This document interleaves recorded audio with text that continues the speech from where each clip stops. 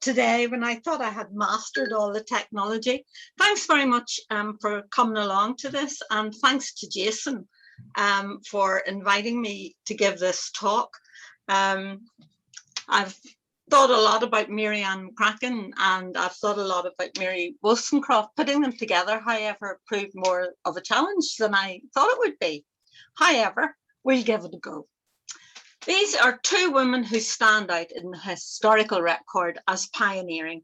Mary Wollstonecraft, long recognised as making an important contribution to theoretical debates on women's place in society, emerging as one of the few female radical voices in the period of the French Revolution. Her book, A Vindication of the Rights of Women, is a standard text in women's studies and feminist reading lists. Mary Ann McCracken also has long had a place in the local radical tradition, mostly as the sister of a United Irishman. Only more recently has she been acknowledged in her own right as an advocate of women's rights whose life is worthy of a more personal place in the canon of women's history. I would urge you to have a look at John Gray's recently published pamphlet on Mary Ann McCracken. The two women were born just over a decade apart. Wilsoncroft in London on the 6th of April, 1759, McCracken in Belfast on the 8th of July, 1770. During her 36 years, Wilsoncroft made an immediate impact and gained an international reputation. Recognition of the significance of McCracken's 96 years took much longer, but I hope you'll agree is worthy of our attention. What connects these two women? Was one following in the footsteps of the other, or is that just what historians do, retrospectively seeking links in the chain of what is now acknowledged as a proud and neglected tradition? In this talk, I'm going to explore these links and assess how Mary Ann McCracken may have been influenced by her reading of A Vindication. Their early lives certainly did not suggest any similarities of experience. With Wilsoncroft's family brought into poverty by her weaver father's failed attempts at farming and recurring drunken, often violent outbursts, the young Mary was largely self-taught, escaping this unstable environment to read in a friend's library. And she did become familiar with the classics, with the Bible, Milton, and Shakespeare, for example. Lacking familial or financial security, she followed the path of many such women, working first as a companion, and later as a governess.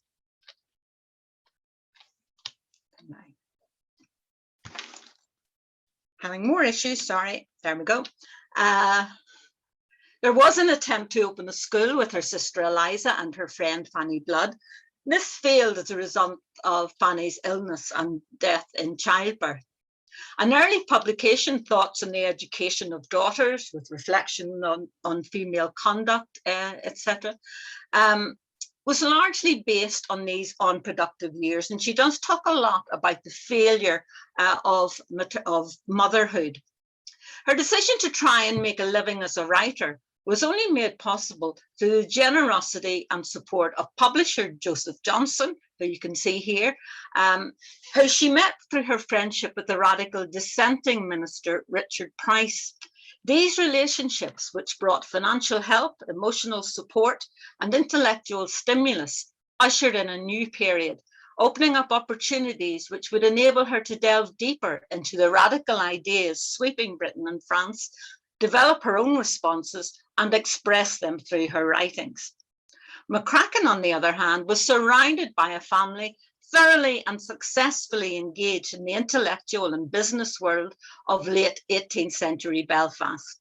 Both parents were from families involved in the industries which during Mary Ann's lifetime would transform Belfast from a small port town to an industrial city at the very heart of the great British Empire. And you can see here from her grandfather, who founded the Belfast Newsletter, her various uncles involved in the building of the White Linen Hall, Robert Joy, who designed Clifton House and was involved in the volunteer movement, her Aunt Anne, her mother Anne, who married Captain John McCracken, a ship owner.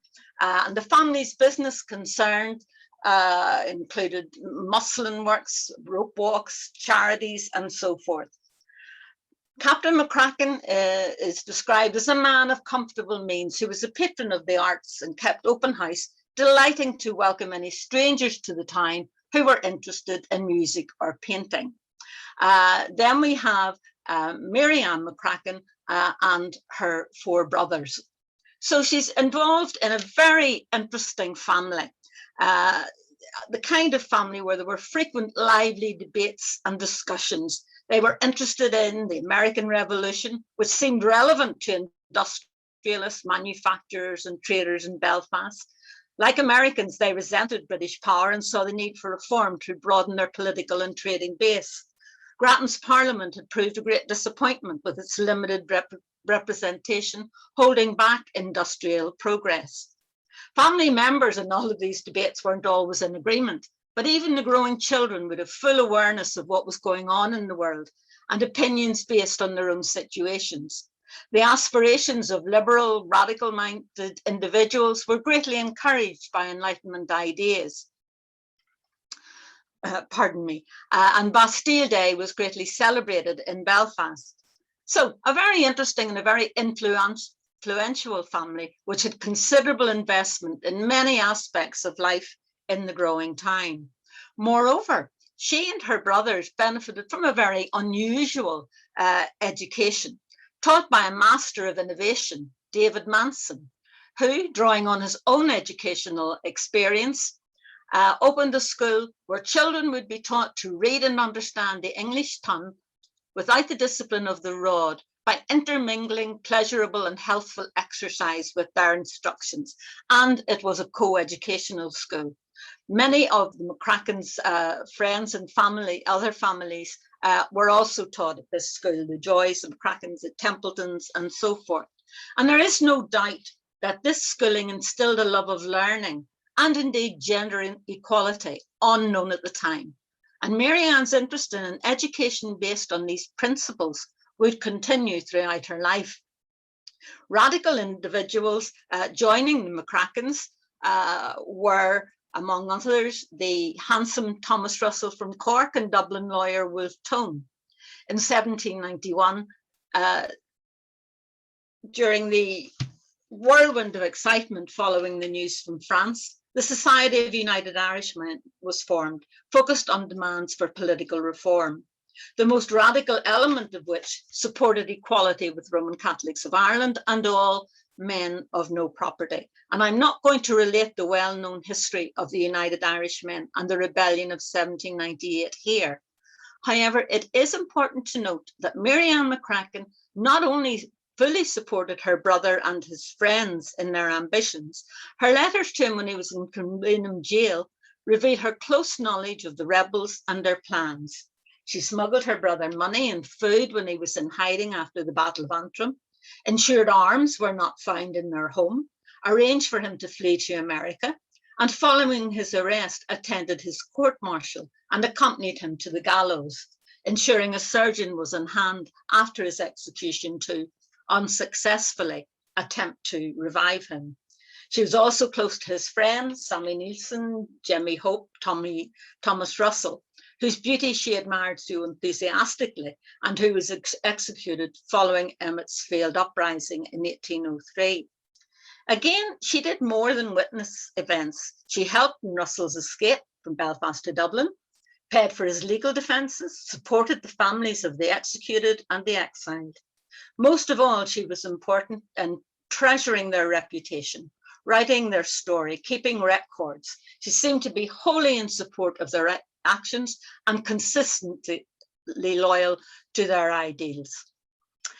Both of these young women were privy to the radical ideas of the time, the debates and aspirations expressed through the French and American revolutions. Social disruption and political turmoil provided the opportunity to rethink constitutional formulations. It was a time of great excitement, with the possibility of putting Enlightenment philosophies into practice through the application of science, reason, and logic. Wollstonecraft's association with Price and Johnson continued to broaden her knowledge And she spent a lot of time translating and reviewing the major philosophical and political treatises of the period and putting her own thoughts into print. Of particular interest here and central to contemporary discourse were the debates on citizenship following the Declaration of the Rights of Man and the revolutionary events in France. These prompted a range of responses. Edmund Burke, in his reflections on the revolution in France, characterized the rebels as men of no account and called the women who marched Marie Antoinette from Versailles to Paris furies from hell in the abused shape of the vilest of women. And you can see here the fears of mob rule reflected in contemporary cartoons. Great fear of this spreading to England. It was at this stage that Wollstonecraft entered the literary affray with her pamphlet, A Vindication, of the Rights of Man, in a letter to the Right Honourable Edmund Burke, occasioned by his reflections on the revolution in France. It was at first published anonymously. On Burke's reference to female participations in the revolution, she pointed out that they, unlike him, would not have had the advantages of an education. We know, of course, that women wanted to and did play their part in the political maelstrom sweeping France, and that their contributions were both supported and rebuked in print. For example, the philosopher Condorcet argued for a more egalitarian society, which included the enlargement of political and social rights for women. And I put the longer quote up there for you to read. Basically, he's saying that apart from the temporary disability of pregnancy, there were few differences between the sexes which were not the result of faulty education. Men should take this opportunity of distinguishing a republic from unfree states by admitting half the human race to citizenship. So there was some philosophical support out there. There were also more radical responses. Butcher's daughter, Olympe de Gouges, a playwright, argued that the principles of the rights of man be applied equally to women. She addressed her appeal to Queen Marie Antoinette. Women, wake up. The tocsin of reason is being heard throughout the whole universe. Discover your rights. Enslaved man has multiplied his strength and needs recourse to yours to break his chains. Having become free, he has become unjust to his companion. Oh, woman, woman, when will you cease to be blind? What advantage have you received from the revolution? But a more pronounced scorn, a more marked disdain.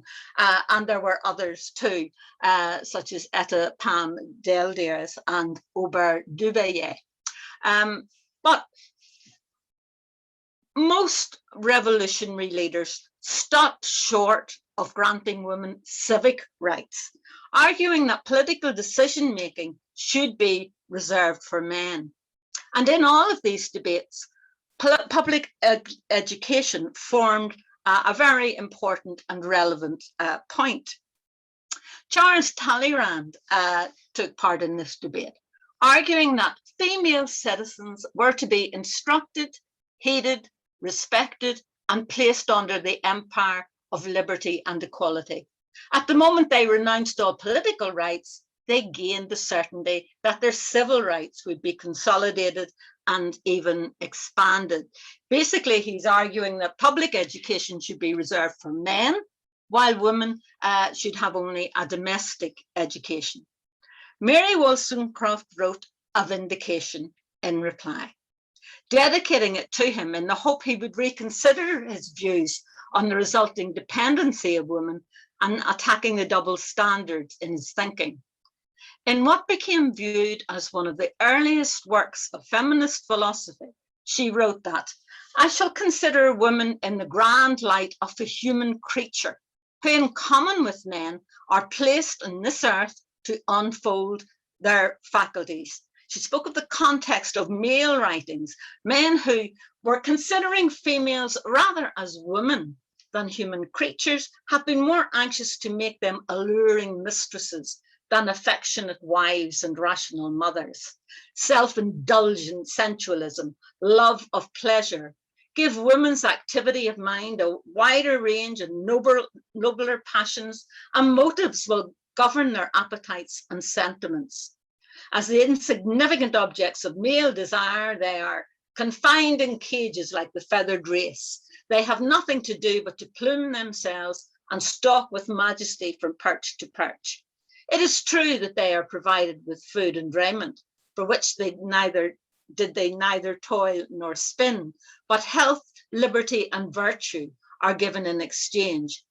I've put a lot of things together there, but I think you get the message that she's putting across. And she did really argue against women's whole situation of being raised simply to be attractive to men, and argued that women really needed to think more of themselves. She didn't call on women to mobilize, rather she looked to men to forego women's flattery and subservience in order to acquire better wives and mothers, better citizens. And again, we see the importance here of motherhood. Of course, we know that following a series of laws, especially in September 1792, the laws on marriage and divorce, women were more or less given full civil status. But anti-revolutionaries continued to rail against the destabilizing of marriage and the domestic order. Monarchists such as Bunald talked about the destruction of natural society in which woman is subject and man is power. And this is the more usual picture that was put forward of women revolutionaries as real, harlots and troublemakers and so forth. Meanwhile, Wollstonecraft, following an affair with the already married Henry Fuseli, she left England in 1792 to observe the revolution in Paris, where she lived with an American, Captain Gilbert Imlay. While there, she witnessed the reign of terror and the disillusionment which followed. In the spring of 1794, she gave birth to a daughter, Fanny. The following year, she left for England, seeking out Imlay, who had deserted her, and she attempted suicide after his abandonment. That first attempt was by an overdose of laudanum. A year later, distraught over what seemed the final breakdown of that relationship, she attempted suicide again, this time jumping into a river where she was rescued by a passing man. Really hard time here. It was a return to the literary circle in London that again provided social and intellectual stimulus, and indeed another sexual passion. Working once again for Johnson, whose radical group include William Godwin, Thomas Paine, Thomas Holcroft, William Blake, and after 1793, Wordsworth. In 1796, she began an affair with Godwin, important philosopher. And on March the 29th, 1797, because Mary was pregnant, they were married. Unfortunately, she died just a few days after giving birth, a very common and terrible fate of so many women at that time. Although her work, particularly A Vindication, had been really quite well received at the beginning, Godwin's memoir on her life resulted in scandal, with the details of her defiance of social convention and sexual impropriety drowning out her philosophical, moral, and social offerings. She'd been called things like a hyena in petticoats by Walpole, for example, and really it took a long time for her reputation to be recovered for today's generation. Historian Elizabeth Sledewski called the French Revolution a time of decisive change in the history of women, a time when relations between the sexes were questioned in unprecedented ways, because the revolution raised the issue of women as a central tenet of its political thinking. Mary Wollstonecraft played a key role in putting women on the social and political agenda, and her writings would ensure her significance for future generations. McCracken was well placed to read widely and to discuss all of these emerging ideas. Regularly read Paine and Godwin and Wilsoncroft herself. As a member of the dissenting, covenanting Presbyterian religion, the McCrackens, like other Presbyterians, were conscious of their history of persecution and of their exclusion from the political life of the country, to which they made an important contribution as merchants and manufacturers. With Ireland oppressed by its neighbouring colonial power, the radical solutions taken in France were seen as applicable to dissenters and Catholics, and not to mention women in Ireland. As Jason says, the Northern Star actually reviewed, absolutely glowing review of Mary Wollstonecraft's Vindication, and a copy was in the library just shortly after its publication. So we know that Mary Ann McCracken had good access to it. As with Wilsoncroft, McCracken saw education as central to improving women's lot, and decrying their female slavery, urged them to throw off the fetters. Her view on the unequal status of the sexes was very clear, with women oppressed by their male partner. And no doubt Wilsoncroft's articulation of these views was influential. An interesting point in a letter to Henry Joy in prison, she was talking about a United Irish Women's Society, which she did not belong to. And indeed, she said she didn't like the idea of segregating men and women. As she argued, there could be no other reason for having them separate but keeping the women in the dark. And certainly it is equally ungenerous and uncandid to make tools of them without confiding in them.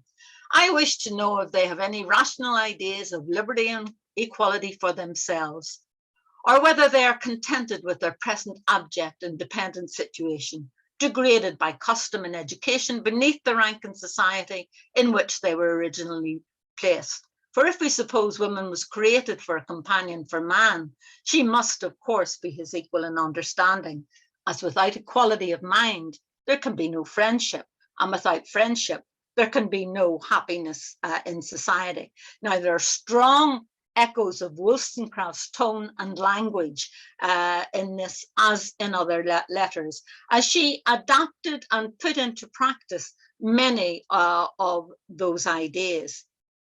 She certainly didn't find her life empty following the failed rebellion, and her engagement in much of Belfast's life throughout the period tells us a great deal about the changes taking place, and of how this woman directed her not inconsiderable energies to social reform.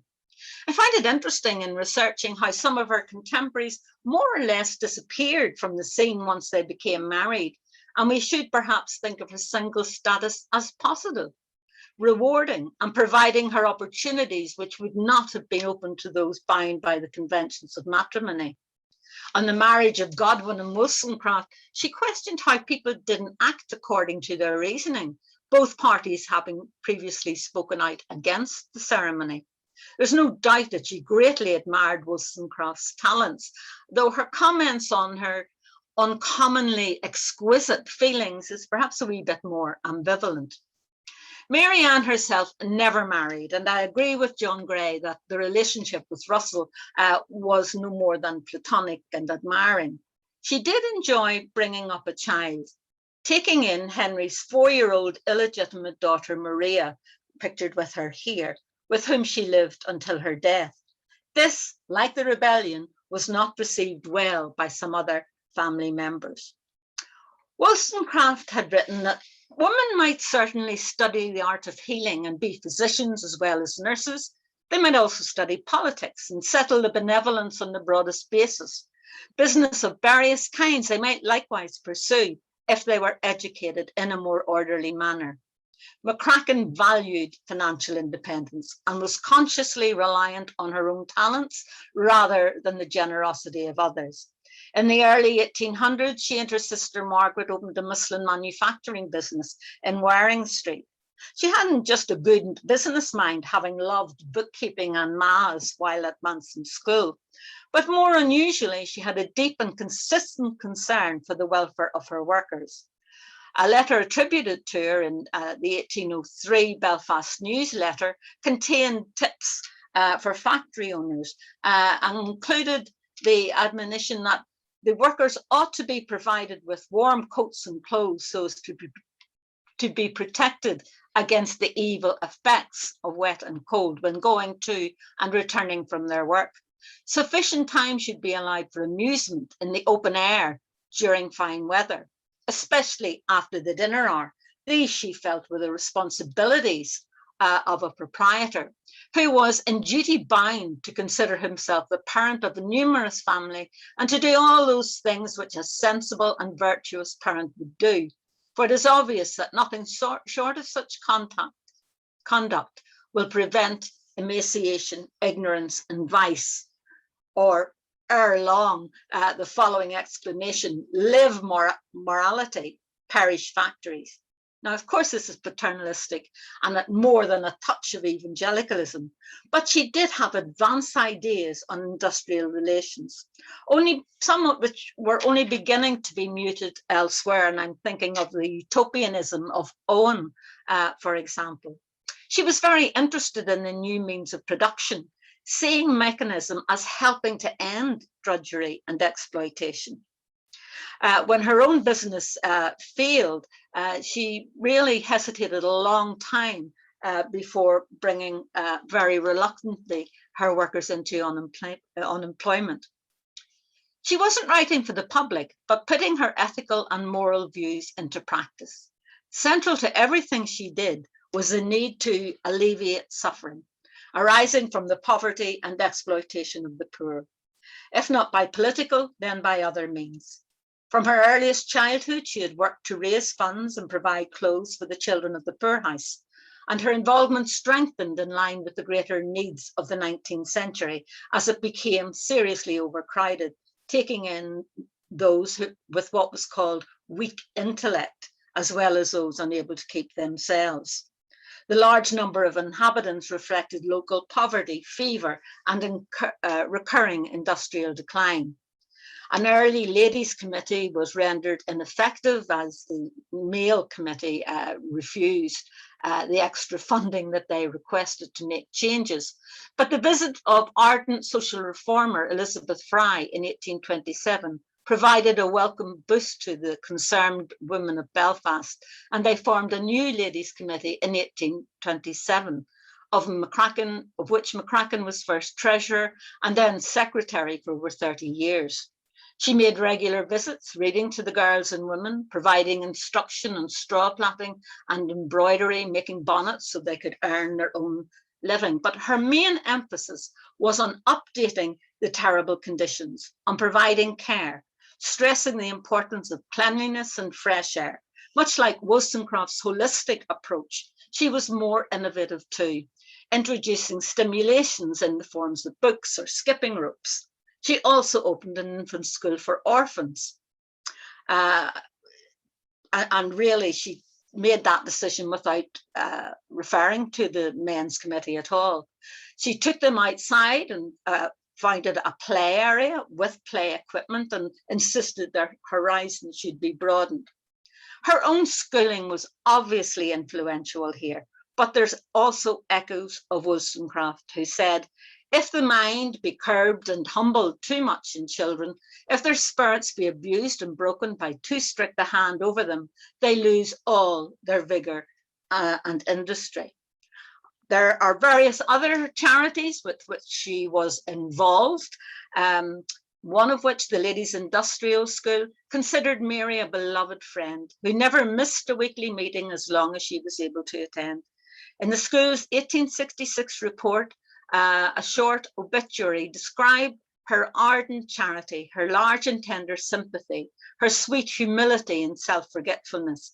This description places her firmly and neatly in contemporary discourse. Such philanthropy, piety, and good works were the common accepted roles for women of her class and situation. However, her passion for righting wrongs was consistent. Throughout her long life, she remained a tireless campaigner and champion of the oppressed. More than this, she was also proactive and provided innovative and effective leadership. Her admiration of Wilsoncroft's ideas, the focus on education, health and welfare, rather than looks and charming matters, we can see the influence of this in all of her work. Throughout her life, Mary Ann's sympathies and activism was directed, like that of many other liberals, to the slavery which it was felt blighted all of humanity, not just in America, but was also facilitated, directly or indirectly, by the trading ships which anchored in the expanding port of Belfast. From the late 18th century, voices had been raised in opposition to this sordid and contemptible trade, including indeed that of Thomas Russell and Henry Joy McCracken. Mary Ann was bound to have been amongst those supporting the former African slave, Olwido Iguano, funny hard name to pronounce, on his visit to Belfast. And she had been a founding member of the Belfast Anti-Slavery Society. In a 1797 letter to her brother, she claimed that there can be no argument produced in favour of the slavery of women that has not been used in favour of general slavery, and which has been successfully combated by many able writers. Wollstonecraft was, of course, among them, a keen abolitionist, seeing slavery as a traffic that outrages every suggestion of reason and religion. And as she worked for and with Johnson and others, she had become part of the anti-slavery intellectual discussions, reviewing anti-slavery texts. Indeed, she reviewed Eguiano's narrative of his life. In A Vindication of the Rights of Man, she refers to this inhuman custom as an atrocious insult to humanity. And of course, she went on to use slavery in her arguments for emancipating women, comparing the experience of enslaved Africans to that of women, providing an important link with contemporary rhetoric, fitting it to the familiar discourse of her day. And this too was picked up by Mary Ann McCracken. Although the slave trade as such was ended throughout the British Empire in 1807, it would be the 1830s before the practice of owning slaves was made illegal. And the practice continued in various other parts of the world throughout the 19th century. In December 1845, another freed American slave, the writer and campaigner Frederick Douglass, visited Belfast. And although many of Belfast's industrialists had profited from this human trade, the anti-slavery cause was vigorously supported in the time, and Douglass addressed very large crowds.